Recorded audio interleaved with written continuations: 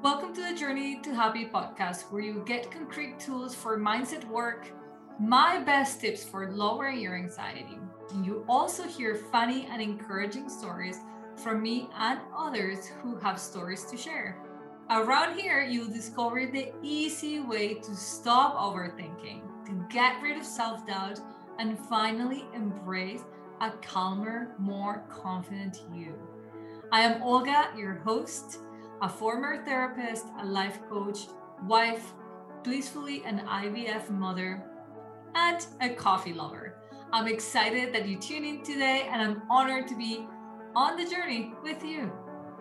Hello, everybody, and welcome to another episode of Journey to Happy. Today, I am not alone. You get to hear from a good friend of mine and somebody who I admire very much so. And I was just telling her how easy it was to bring her into the podcast. I asked her a few days ago and she's like, actually, Friday works. Today's Friday, but you're listening to us on a Monday. Anyways, this was very exciting for me. She's got a vibrating energy. The power of, I want to say the power of love, because love is the most powerful source in my own mind. Probably one of the most beautiful energies I've ever come across. Yeah, don't cry because you make me cry. Who I think every single one of you should listen to, should hear her talk. I hope I make you laugh at some point today because your laugh is so contagious. And she's also an entrepreneur. She started her own business. You guys, she left a promising career where she was making the money that some people dream of making in a lifetime. She had a secure job. I'm going to call it a secure job. And she decided that life was about fulfillment and drive. And she decided to give birth to Endlessly Elated. My God, I have a hard time saying it all together. So that she could celebrate life every single day. And she's going to tell us a little bit more about that. So I am introducing you to Kathleen Pagan. Pagan. Again. Okay. Where is that last name from? Pagan. Puerto Rican. Puerto Rican. Oh, little did I know. And she's here with me to have coffee, to chat, and to tell us all about mindset, all about dreams, all about celebrating. I want, when I think of you, I probably never told you this, and I don't know why I have this image, but when I think of you, I think of a young girl looking out, like outside into the universe, into the world, and thinking, when I grow up, I want to be. And she imagines something magical to be, and then she does it. That to me is who you are. Okay. That's how I picture you. I will take that. And so I thought having you here is going to be so powerful for any women listening, so that they get to see what they can do. That it does not take sometimes, I don't know if it happens to you. I see what other people have accomplished and I'm like, they must be so special. They must have, I don't know, all the support, all the help, all the money to make it places. And we kind of rule ourselves out of possibilities because we just think that we are not big enough, good enough, something. But you represent the complete opposite. So why don't you just introduce yourself, tell us a little bit more about your company, and then I don't know where this is going to take us, but wherever we go, that's exciting. I'm here for it. So I'm Kathleen Pagan. I started Endlessly Elated, which is pretty much a virtual place, a virtual destination, as I say, inspired by home. So we've got 3 verticals that I always talk about. It's the home products we create is one, interior design is the other, and the third one is cooking, recipes. And as you can see, the theme here is home. Home for me is a very special place, has always been since I was a little girl. I was definitely that little girl that would cook with my mom, entertain with my mom, redecorate my room every 6 months. It's just crazy. So yeah, I started Endlessly Elated as a blog. Believe it or not, I've been around for a really long time. All the same things, but just as a blog. Back in 2014, and I was working in corporate America, climbing up those corporate ranks, all the things that I'm sure many women can relate to. And eventually I decided, you know what, this isn't for me. I need to live a life fulfilled. I need to live a life by my design and not somebody else's. And that took me a really long time. I am not here to tell you lies.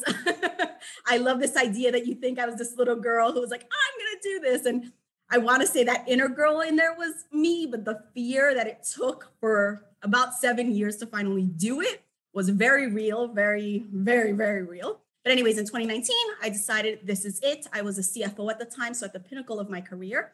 People thought I was crazy, insane. It was ludicrous, all the things that someone will tell you when you leave that quote unquote secure job and like, wait, what? Like you're going to be unemployed. Do you realize that is what people would tell me? And I decided, you know what, I'm going to do it. And so then I opened Endlessly Elated, the company. And so I've been working on interior design projects. I do a lot of recipe development, hopefully a cookbook one day. And I create the home products I want to see in my own home. Which I own. You do. So yeah. Thank you. And I love. So why don't you tell us about the coupes? Because the coupes is what I own. And I think that's a great place to start this whole theme of. So I bought so Kathleen and I met at, I want to say a business coaching group. That's how we met. And became friends almost immediately because, as you can tell, we're both upbeat and we're like, you have got 5 goals. Let's talk about goals. Let's do it. And she was talking about her coupes and the product that she was selling. And when my business met an important milestone, I ordered myself 4 of these coupes, which I love. And they come in the most beautiful box you've ever seen. Obviously, the designer in here has made sure there is so much detail into everything the company does. And I think that was your first Canadian order. Remember? You're giving up the secrets. You're my only Canadian order because I still don't ship to Canada. Oh, sorry, guys. Because it was you, I was like, I've got to get her the coupe. So Olga and I behind the scenes worked it out. So I thank you. Thank you because I love them. Thank you for supporting. They come out of their box only on very special occasions because to me, they're like my very special. Although we could use them more often, but I'm terrified that somebody's going to break them. Not that I should use them more often. You should. That's my motto. They're supposed to come out. I don't care if you pour water in them. That's the point. Well, yes, they've hosted virgin margaritas for our friends who don't drink at all, but they got engaged. And so we took them out and I was so proud of them. Like, these are my special cups. Okay. So you are special to me if I'm using them. Love them. But honestly, I felt like they have a different meaning to me. I almost get emotional thinking about it. They have a very different meaning to me. The day I heard you, I think it was in your Instagram stories or a live that you did, and you talked about what they meant to you and what celebrating every day meant to you. And so can you please share that with my audience so that they can cry with me? Because I'll probably cry again. I'm going to start crying now. That's a problem. It's interesting to me. The universe is so perfect, and how everything works is so perfect. And sometimes we only connect the dots after things are done, and you look back and you're like, what are the odds? So one of the things that my company does is we co-create with our consumer.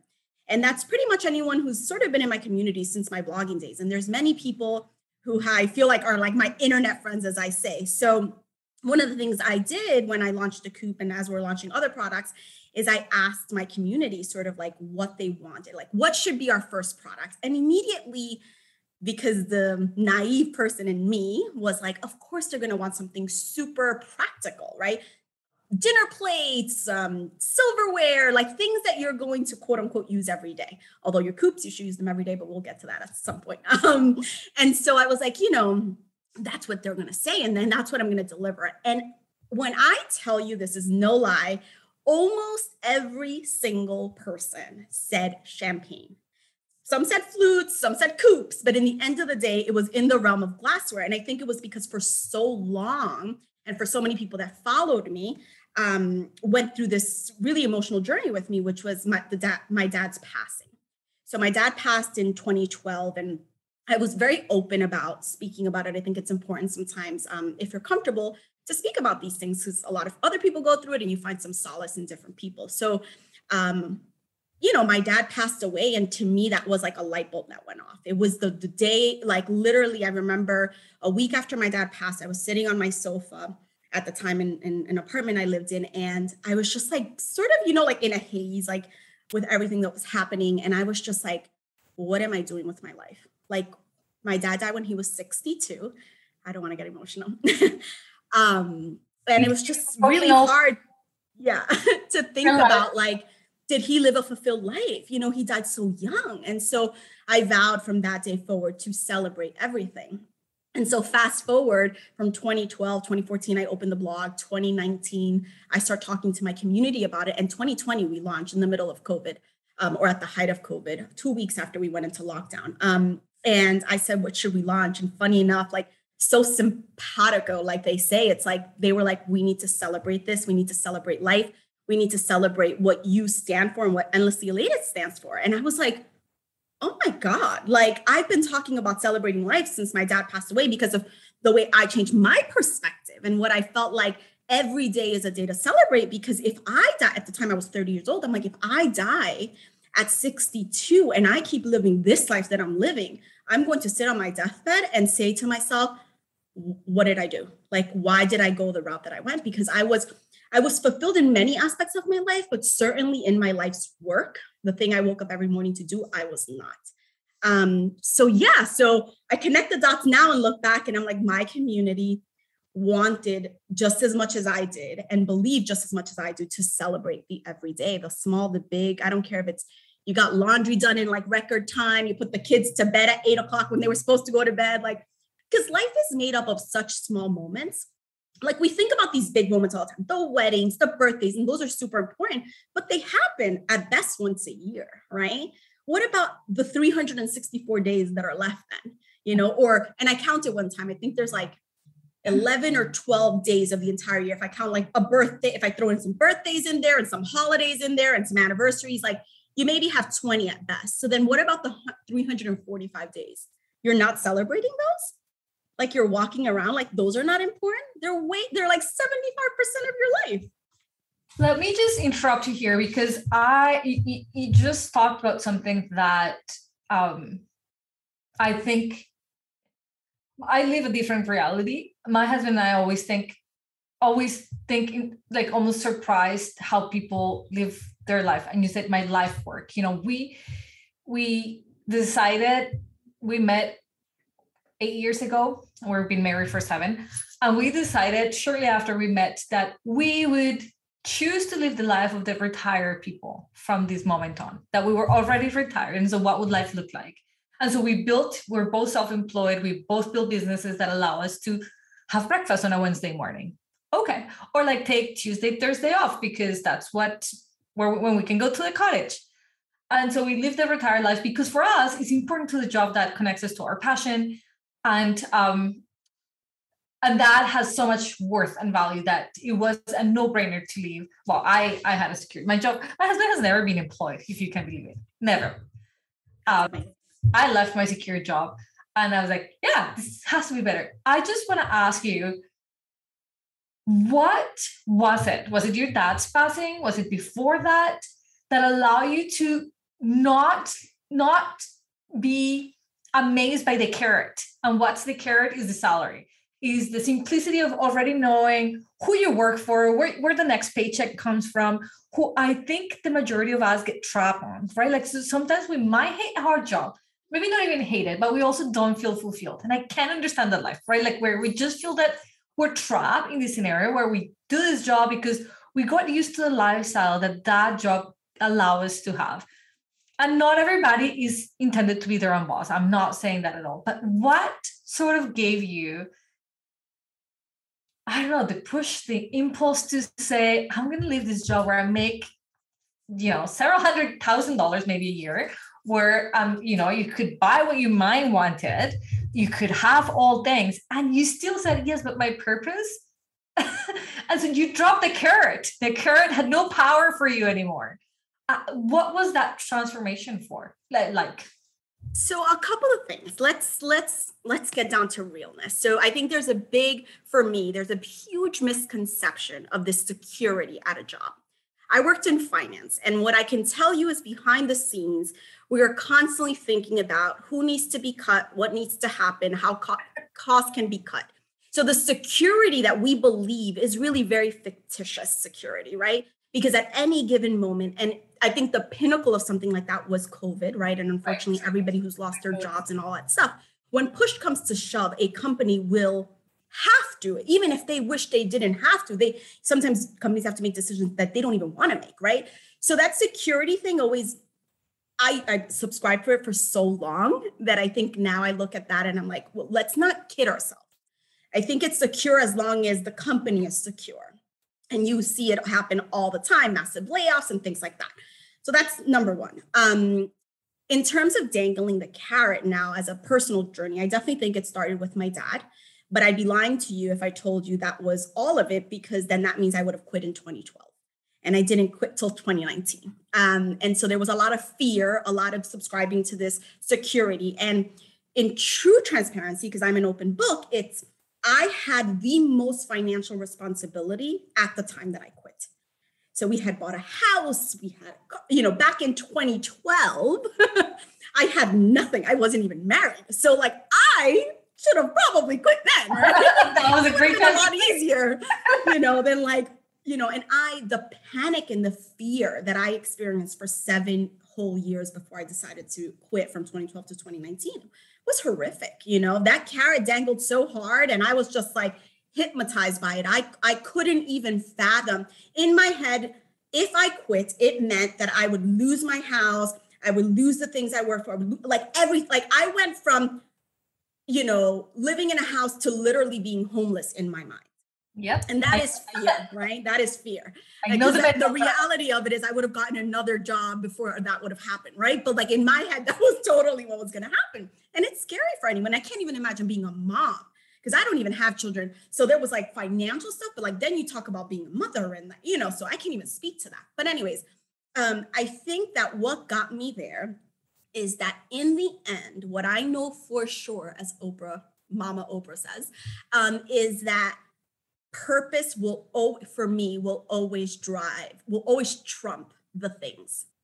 The things will never make me happy. They're things. And I knew that then and I know that now, but I looked at my life with courage when I finally quit. But I always a house is a house. At the end of the day, if I'm not happy, this house does nothing for me. The car is the car. And like, you think you know that, but you subscribe so much to the dangling of the carrot that you start to think that, oh no, I need to have those things because I've worked for those things. I have those things already. How can I lose those things? And it didn't, for me, it was like, you're not losing them. You're choosing not to have them. There's a huge difference.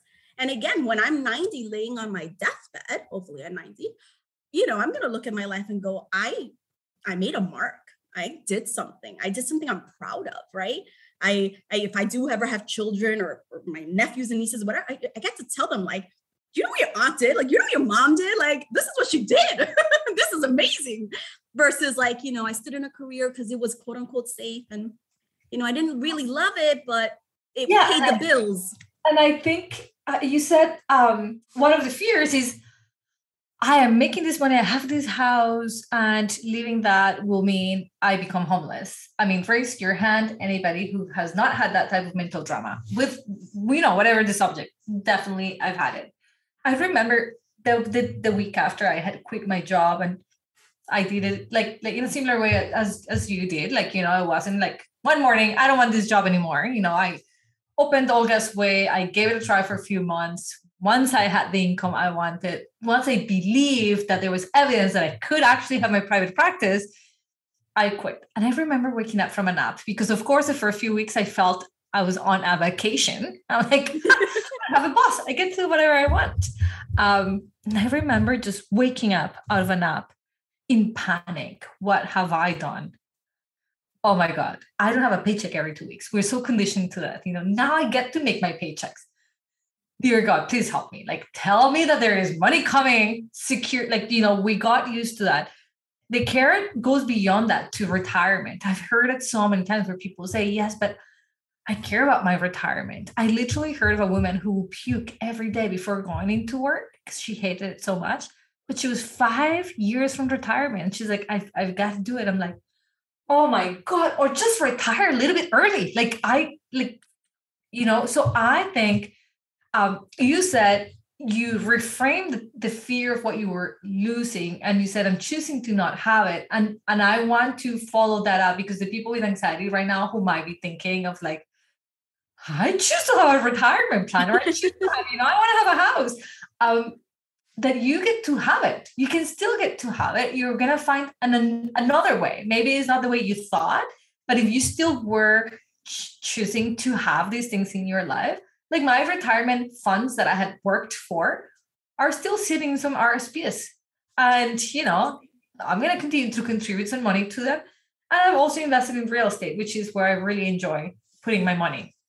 So I no longer think about my retirement. I made it happen. But when I first joined the workforce, I would have never thought my retirement was going to come from people paying their rent.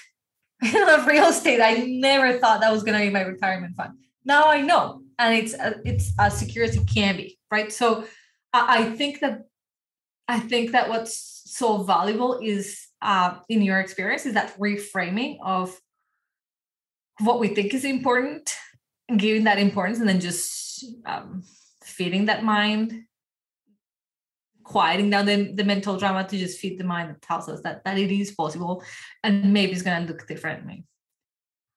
So fear for 7 years, but you were still moving forward in fear. You were still taking steps. Like, I know you were saving money. I know you were like still thinking of what you would do.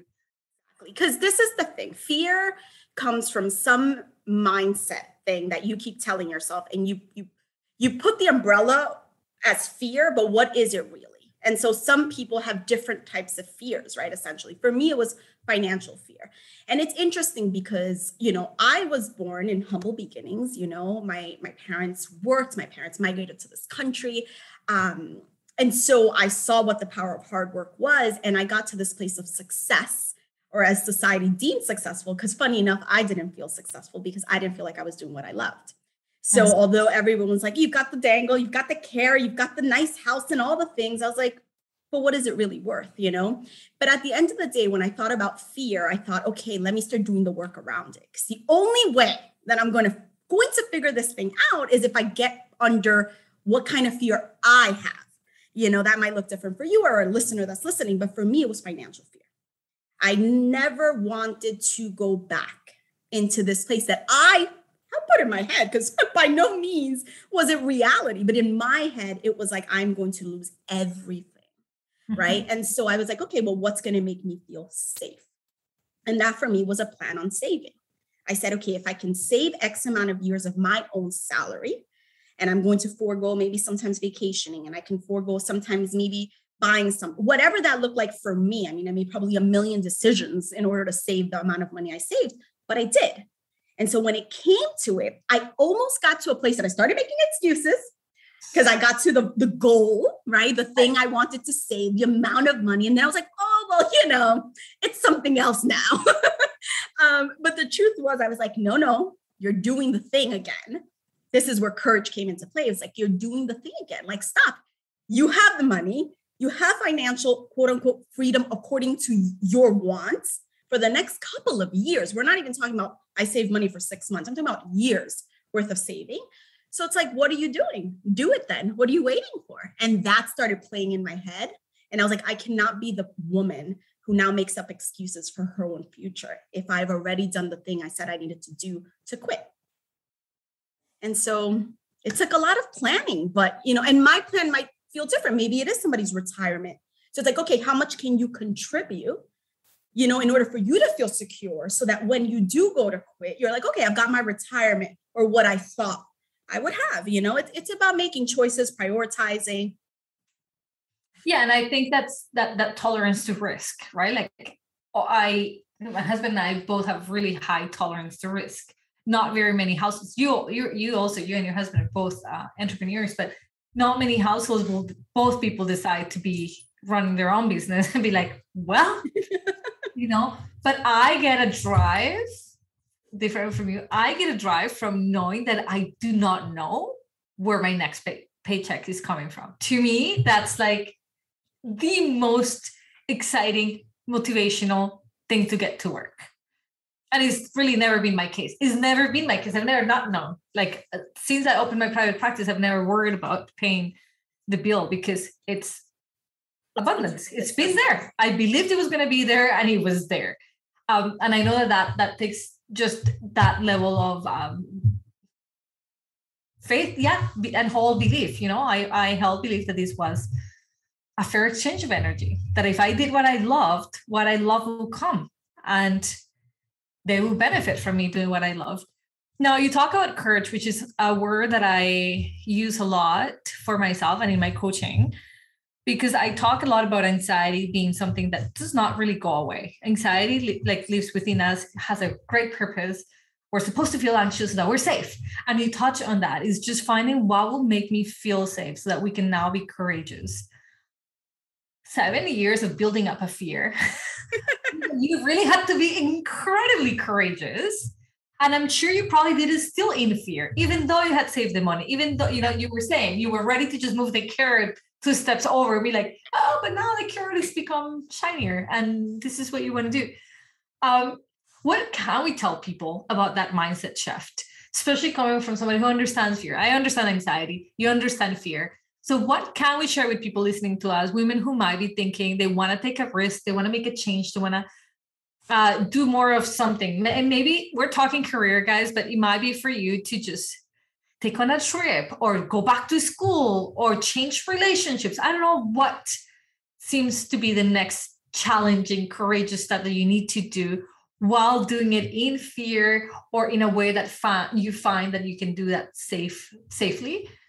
Why do we talk about mindset? I know I can speak about this, but I'm so curious, especially money-related mindset. I think that you mastered that so well.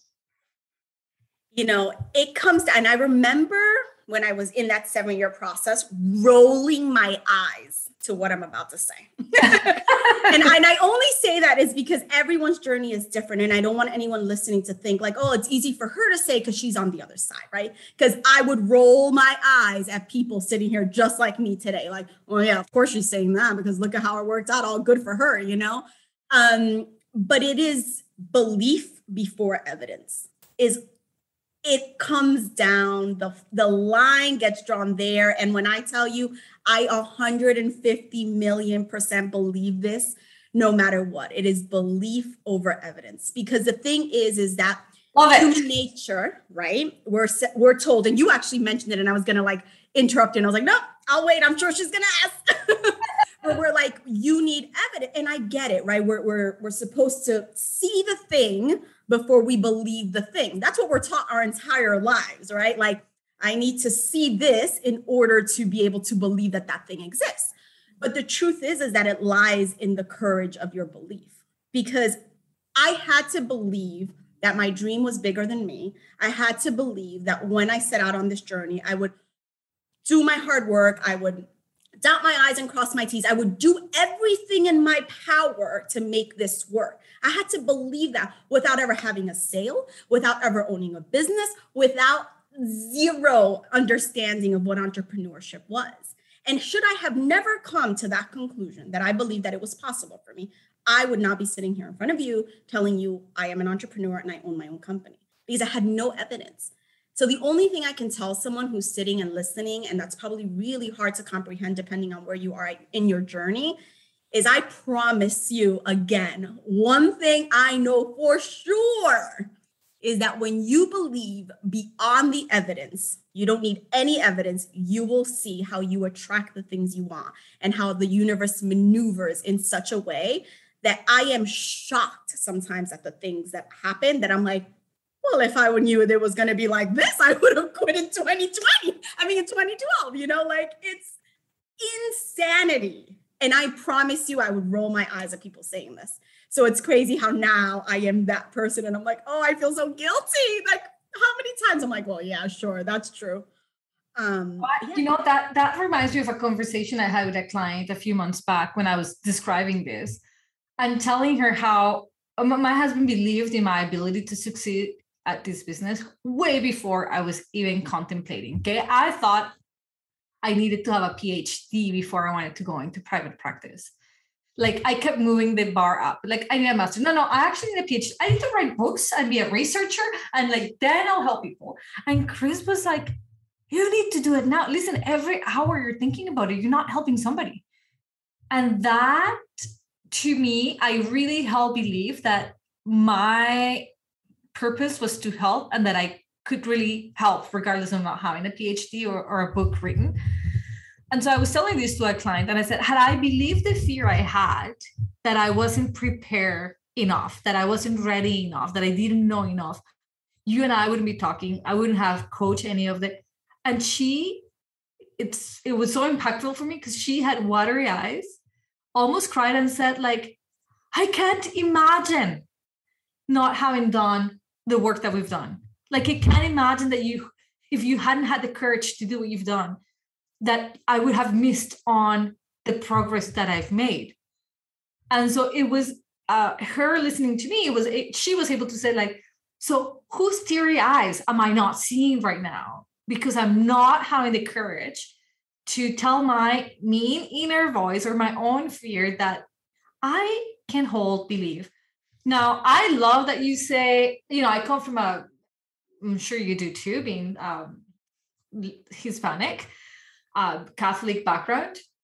So this belief before evidence kind of makes sense to me from a religious background. My parents have like, you need to believe he's always there. My mom was always telling me like, God is with you if you didn't see it. And I was like, can't question it. Okay, God is with me. But from a financial perspective, as a finance expert yourself, and you said you were rolling your eyes, what made you a believer that you needed to hold it today? What makes you say with that level of certainty today to this audience here that whole belief before you see the evidence? And that's actually how it works. It's not the other way around. Evidence will make you believe. And like, that's what I think most people are procrastinating today on following a dream, on becoming an artist, on, creating that first draft of their book, on anything, because they're like, I just need evidence first that I will succeed essentially. And once I have that, but how will you succeed if you haven't started? Oh, that's such a tough question because it's such a long journey to like pinpoint what were the things, right? But let me think about that. I think that the way I started to rethink that is almost reframe it. So I was like, I almost needed to tell myself what was worst case scenario.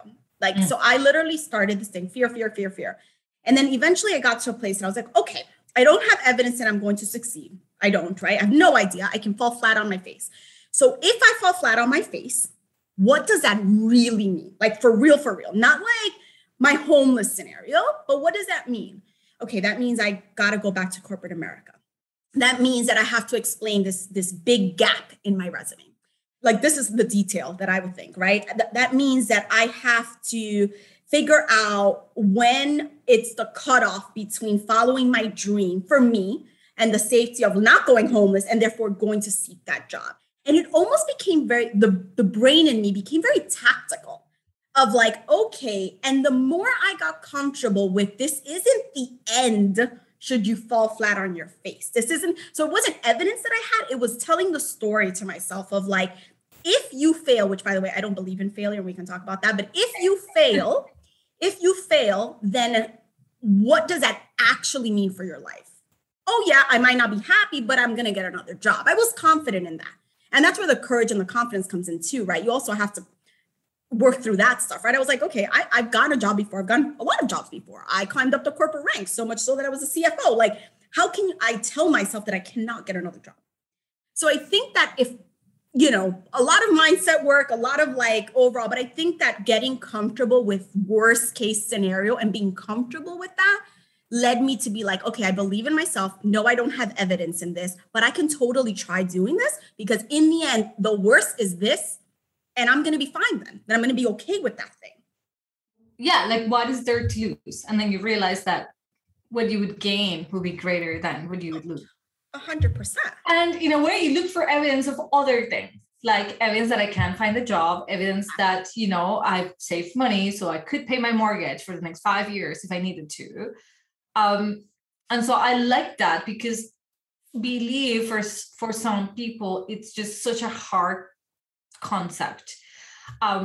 Some of the people listening may have a really hard relationship with trust, and belief and trust are very much one and the same, I would say. And so if some of you have had a really hard upbringing or moments in which you've learned that trust is not to be trusted, you might have a hard relationship with believing in yourself specifically. And I think that the majority of our mindset work is believing that we're good enough, that we can succeed, that we can make it to where we said we were going to make it, that we can be the artist that is recognized, or that we can just be the artist that is happy and making it by, that we can be the designer, that we can be, when I told my parents I was quitting my job and I was going to teach meditation, which was my main goal, and do some Reiki, because I'm a Reiki master. I stopped doing it since, but my parents were like, what?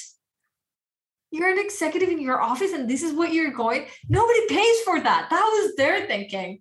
And I'm like, I believe some people would. And I didn't believe necessarily in my success, but I brought myself to the second closest thing that I could believe. And what I believed for a fact was that I loved helping people. And that if I did, and I also believed that if I did dedicate myself to doing what I loved doing, that somehow it was going to work out. So, right, if I loved seeing you and you can felt that when I saw you, that you will love seeing me too. Because why wouldn't you, right? Like, Olga treats me so nice. Why wouldn't I go there? And so I believe that. So, and I will share this with the audience too, because I believe abstract things too, like a pregnancy. I wanted to be a mom forever. And it took me 5 years to finally hold my little baby in my arms after so many losses and so much evidence that I couldn't. And I was stubborn because love made me stubborn. And I couldn't visualize a big belly. And I couldn't think of like somebody calling me a mom. I couldn't. Like, my fear was so big because of all the evidence I did have and all the failures. And I'm just doing quotations with my hands. That then I decided to ask myself, what would be the second closest thing that I could believe? And what I was able to see was a little hand holding my hand. And so that was my belief. Like, you know what? I believe wholeheartedly that somehow, somewhere, I will be holding a tiny hand. And that was my belief. And the day that I took a photo of me holding that little hand, that day I was like, that was the vision I had. That was exactly it. So I didn't get stuck on like, I can't visualize a big belly. What does that mean? That I'm not having the baby? I just brought myself to the second best thing. And I think that that's what you've done as well. It's just, so then what can I believe? And how can I just whole believe for that? And then the evidence will show up. Maybe 5 years on the road, but it will show up. You know what's interesting about that is that I choose this. I don't just believe it. I choose to believe that when you are facing one thing after another, this obstacle right in the road for the thing you want, is actually the universe testing how far you're willing to go for the thing you want. And so I think that's really important. And I choose to believe that, that's not something that comes easy to me in any way, shape, or form.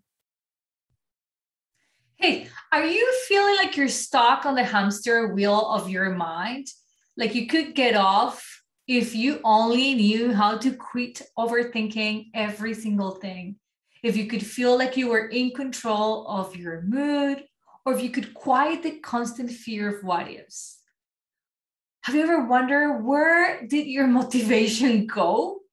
I mean, you know what you need to do. You're just not doing it. And as time goes by, you're feeling more dissatisfied and frustrated, leaving you somewhat disappointed and angry with yourself.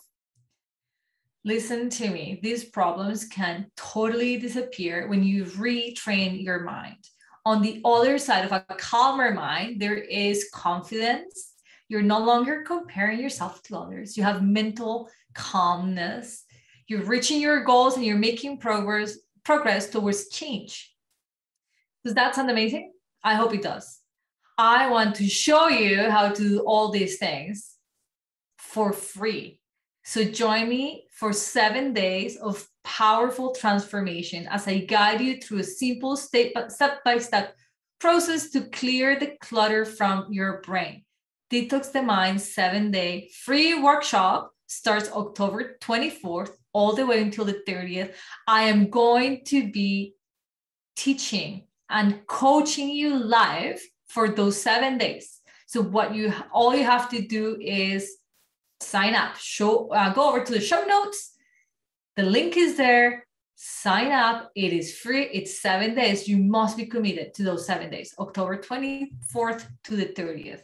Cannot wait to see you in there. You just have to sign up. That's all. See you in there. Bye for now.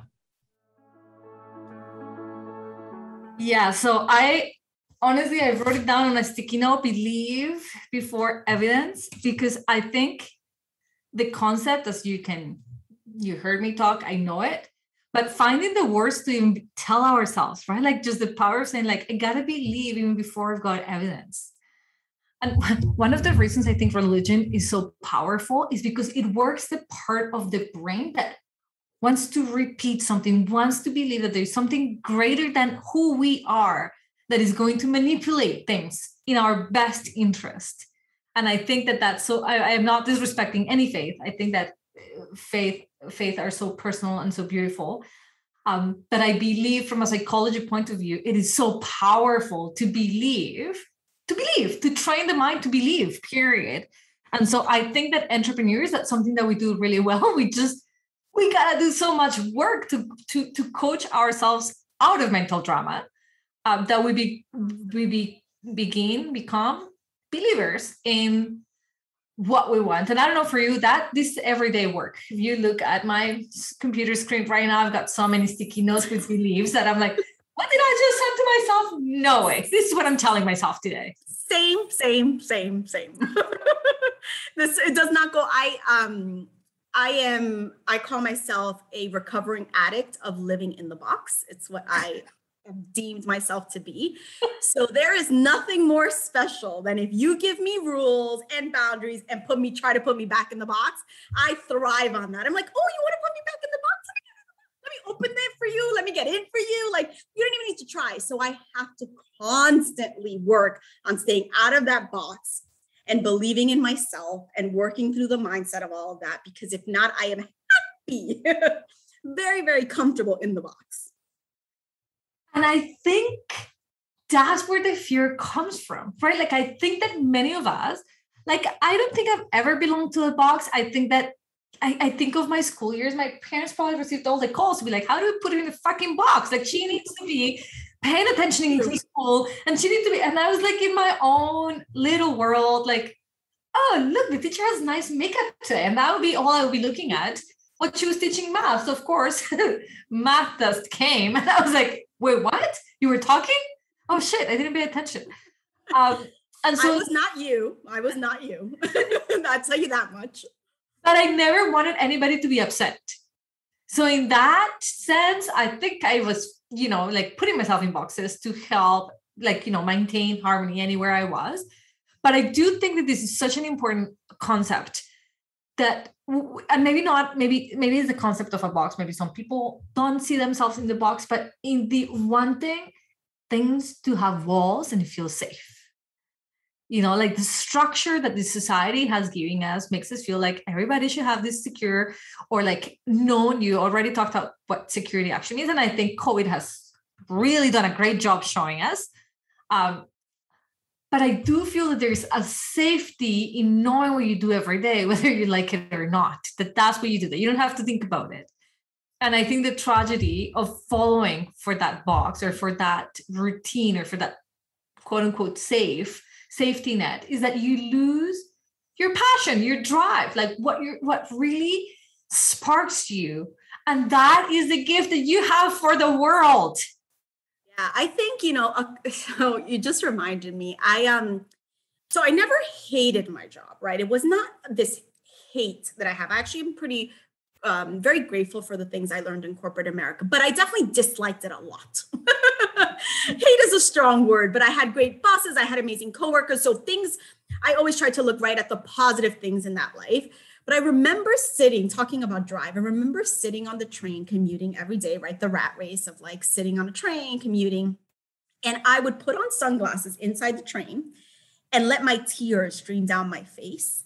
allowing me to like let go of like the anxiousness and the unfulfillment that I felt going into work. And then I'd wipe my tears, and you wouldn't know the better as I walked through those doors. I'm like, hi, how's everybody doing? Great, awesome. Come by my office. Like nothing. And so it's so, you said that, and I just remember that weight that I felt, that I lost, that I would lose the drive to even want to be at work sometimes. One time I got promoted, and I called my husband, but at the time wasn't my husband, who was like, I don't even think he was my fiance, crying from the bathroom because I had gotten promoted. And he's like, isn't this a good thing? Literally, the entrepreneur in him has no idea, right? He's like, I don't understand. Why are you crying? And I was like, oh my God, this means more responsibility. Like, I don't want it. I just want to be in like a little place and nobody bothers me, because I just didn't love what I was doing. So I was content in doing it if you just let me be and let me do it. The more responsibility, and it's, again, the universe tests you. It is no secret why I quit when I was the CFO, because it got to a place that the pressure was so much and so overbearing that I could not turn around and say, yes, I'm going to do this every day. I couldn't.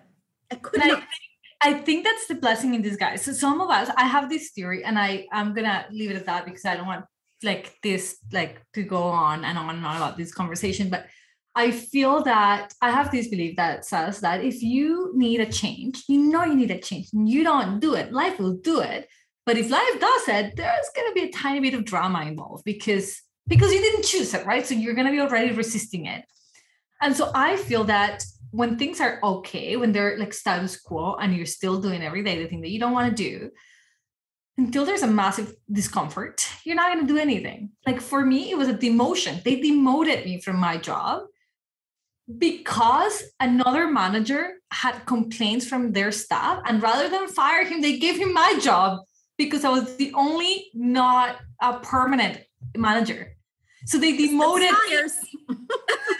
They demoted me. That's how you reward somebody's terrible job, or like, not, I don't want to say terrible job, but obviously something happened where people complained enough that they needed to remove him from his position, and they demoted me. But as much as that bothered me in that moment, that was in disguise. That was the first day I said, fuck this. I am opening my own practice and I am out of here so that I never get to be exposed to this. I felt it was unfair. And that's one feeling I don't have an easy time having. Like, I don't like unfairness. And so it was the kick I needed in my own butt to get my dots together and say like, all right, so I don't have a PhD, but I'm going to do this thing. PhD can wait. It turns out that I never want to go back to school. I mean, not for clinical social work. If I do go back to school, it's going to be to learn Italian, or it's going to be to, do something else that I find fascinating, and not because I feel that I'm not good enough. And so that I need to continue on this path of learning. I do enjoy school, I have to say that, but maybe not another 5 years. Like, maybe a class. Yeah, maybe a class. Like I said, Italian. Useless, but I would love to speak Italian. I don't know about useless. I think that's actually pretty beneficial if you can speak more than one language. But Italian is only spoken in one tiny country. So that's when I say it's useless. But a tiny country that I love visiting. So, maybe it's going to get me better price on lattes and stuff like that. I don't know. So why don't we summarize here a bit, like, to hold belief? What do we say? Like, and so you have two people in this episode. One who's always believed in magic. Like, I've always believed in magic since I was little. And I think it has to do with my life almost ending at the age of 10 and then didn't. And I'm like, there's magic. Like, magical miracles, things happen. So I believe, like, it's an early ingrained belief. And then somebody who might be more analytical, skeptical, like a finance expert. I don't know of another personality who can be more analytical than people in finances, because like you said, your entire job is to assess risk and, and to minimize risk and minimize costs. And so you have a tendency to overanalyze things in a way that makes them feel safe. So I can totally see why you were rolling your eyes to evidence when you're like, poor people. I'm sorry for anybody's eyes who I rolled when they were, or my eyes I rolled to those people. My apologies. No, we're right. But it's so not foreign to most people to think, yeah, show me the evidence first. and then I'll do it. Then I'll be like, okay, you did it. Okay, great. All the people who haven't, for example, gotten vaccinated and they say like, I just want everyone to be vaccinated and see what happens to them. And then I'll decide, oh, okay, they didn't die. I'll do it. They're still like, look human-like. So, and I do it. So what kind of tips can we leave our audience with today about taking risk or taking inspired action? That's how I say it. To me, it's inspired action. It was born in my heart, and I know that it was born there for a reason. So what can I do to get to that place? What will you say? And then I'll think about what I would say. I mean, I don't know if I think it's hard for me, it's hard to give tips to someone because I think everybody's journey is very different, right? And I think everybody processes things differently. And I think what might be important to me might not be important to someone. Someone might listen to this and go, you were never going to lose your house, because they don't think that that's their route, right? Yeah.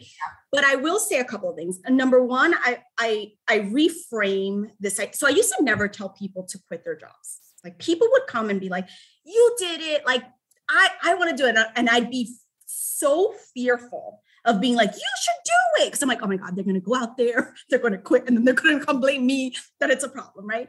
But I reframe that by saying, if something is put in your heart, like if something is put in your heart, your brain, whatever the thing is, wherever it is in your body that you believe it is in, it's like almost selfish of you not to explore those gifts. Even if it's exploring. So nobody's telling you to go quit your job and like, go live this, your life in another, but like, how can you not at least give it a chance to explore? I think about Oprah. Should Oprah have stayed as like a newscaster and never explored her true passions and never went and decided to share her gifts with the world, we really wouldn't have Oprah. So if you think about that in our lives, it's like, it's almost like selfish. And I reframe it all the time. Like whenever I'm scared to do something, I'm like, don't be selfish. Like do the thing. The worst thing that's going to happen is X, Y, and Z, which I've already calculated in my brain. And I have moved past, and I continue to do that. So I would definitely say, reframe that. I don't know. I mean, it's really hard. It is hard for me to, and I think almost feel hypocritical telling someone, oh, do this, no big deal. Because I had such a hard time. But I think that's also part of your message. Like, take your time. It doesn't have to happen right away. Acknowledge the fear and then find safety. Because I think, as an anxiety expert, I always tell people, like, you can never wait for anxiety to vanish before you're faced with a trigger. You're going to have to face the triggers and just kind of begin to convince yourself that you can do it with fear. Like I'm terrified of mice, but I was able to look at a hamster at the pet store with my son for a limited amount of time. But I was able to but you did it. I did it. Like I did it in fear because I do not want to pass my fear to my son, who already does not say mouse. He says yaka. That's my response every time they show up on his books. They're like, yaka mouse. And he's like, oh, their name is yaka. I'm like, technically, they're cute mouse, but mama is afraid of them. I don't want to pass that fear. So I've learned to, like, now that I take him, but we were at the museum and they had like a dead mouse, like not a dead mouse, but like a filled up, what do you call those animals that they fill them up so that they can recreate the animal? I know exactly what you're talking about. I had chills going down my neck and I'm like, I know it's behind the screen. I know it's dead for years. I know it's not real and I'm still afraid. So I think taking our time, doing it with fear, just building the courage to do the thing with fear and all, not waiting for the perfect, I no longer fear this. And I was going to add one thing to what you were saying from my perspective of somebody who's always believed like somehow things work out. That's my belief in life. But I would probably suggest to people to grow their ability to believe. So I will be asking myself, what will grow my belief? And for me, that's facing the limiting beliefs, facing the drama that says you can't, you need to have a PhD. Do I really, like, what am I doing in life? Like, am I going to be a scholar? No. So why would I need that? Like kind of just like facing those thoughts that pop up to tell you that you can do it and just growing that belief that I can do it, which I think is what we're lacking on a regular basis. Totally. And I think I will say too, that since now I feel like I can actually call myself a creative. That took me also a really long time before I was like, I'm only analytical. And yet like, I love interior design and do it for a living, right? So how interesting is that? But you do it so well, because I love everything. I can't wait to bring you to my house and just help me. But yeah. Done and done. But I would say that how I would almost teach myself is like, okay, I might not believe it's possible for me right now, but do I see it somewhere else? Do I see a woman who is an interior designer, who didn't go to school for interior design, who maybe had a similar background in corporate America? Because that stuff would make me start feeling like, okay, she did it. Like, so I have to work up the courage to believe I can do it too. So it's like, I didn't have evidence of my own, but at times I would find evidence out in the world to really help me through that fear that I was experiencing in that moment of it's not possible for me. I think that's so powerful. You brought me back to my own story. I remember speaking to the social worker who didn't even have her master's, and she had opened her private practice because you can. And I didn't even know. And she was my last little bit of push in the, I was like, that's it. You were able to do that, then I can absolutely do it. And so all power to that, finding then the evidence that you're looking for that helps you hold belief. But listeners, I want you to walk away from this podcast knowing that both Kathleen and myself are not some kind of, I don't know, well, obviously we're special, but we're not like more special than you are. Certainly not. We're equally the same as you listening. And we simply figured out that our minds were blocking us from doing something that would make us really happy. And we decided to bet into our happiness and find a way to do it in a safely way, in a way that we felt supported, and in a way that felt, I think what you said is so powerful. It's not that it's selfish, but if I diminish my gift, I am blocking people from seeing my gift, and that it's a loss to the world, right? Like the tiny little bit of design that you create, the tiny little bit, all the details you put towards this coupe that makes me so happy to have and brings them joy into my home and it makes it feel so much more special is something we wouldn't have had. The transformations that I've seen in my clients, like I have several times now, husbands of my clients email me and say, thank you. I have no words to thank you. I have parents email me and say, what you've done to my daughter. I had a mother-in-law the other day say like, interrupt my client's call with me. I just needed to tell you, thank you. Oh, that's amazing. Like, you've changed my daughter-in-law's life, my husband's life, and my life. Thank you. I'm like, who, right? Like you don't even imagine the impact that your little action can have in the planet. And that's what the courage is for, okay? To then being able to just hold that space in the world and give your gift is not just about you. Your purpose is greater than you. It impacts everyone. Impacts the world. It's your purpose. That's why living on purpose is so important, and living in gratitude. I think that's my secret to everything. I don't for a second, literally for a second, forget where I was 2 years ago, 3 years ago, 7 years ago, not for a second. And every time, I mean, quickly, because I know we're going to finish up, but like I was just in a project for a client out in New York, and I literally got in my car and I felt so overwhelmed with like emotion. And I was like, I mean, bawling my eyes out that I'm sure the cab driver next to me in New York City was like, oh my God, tragedy struck. What happened to her? But it was these tears of happiness of like, this is my life. Like, are you kidding me? This is my life. Like, I get to wake up and go to a client's project and talk about interior design. Like, this is my life. Like, it gives me chills. There's nothing, I will never do that feeling justice and every person should feel that in their life. Every person should feel that. Like, it's just gratitude. Gratitude is so important. You talking about it makes me lift up and makes me think of the thing I'm most grateful for, my greatest accomplishment, my little Mateo. You know, I think of gratitude is what keeps me up. You know, it's like, but I don't care if I don't sleep. Like, fuck, I have somebody calling me mom. And like, he is so great.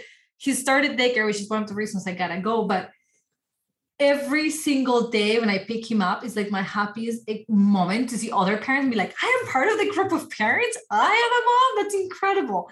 And my little guy comes out and he's just like, Mom, that gratitude, like this, like exactly what you're saying. This is my life. And you guys, just like you being an interior designer now, who didn't go to work, who you have to didn't go to school, sorry for that, who you had to work your mind towards that. Being a mom is that for me. I had to whole believe that I could do it despite all things, right? And so you've got two people here talking to you about having had all the evidence and mental analysis of how they couldn't succeed and have made it. Do with it what you wish. But I hope you take us as evidence that the impossible can be possible, and stick to it. It might not happen right away. It might not be like ultra fast Tylenol effect, but it might happen eventually. So, Kathleen, thank you so much. Oh my gosh, thank you for having me. This was amazing. Perfect Friday afternoon, that's for sure. I wanted to come back. I want us to talk about money. Oh, done and done. One of my favorite topics, believe it or not. I believe it. And I think that more women need to talk about money. So I want you to come back. But for now, I got to run. And I want to tell you how grateful I am that you came to talk to my audience. Thank you so much. Bye. Thank you, everybody else, for listening. We'll be in touch next Monday. Bye-bye.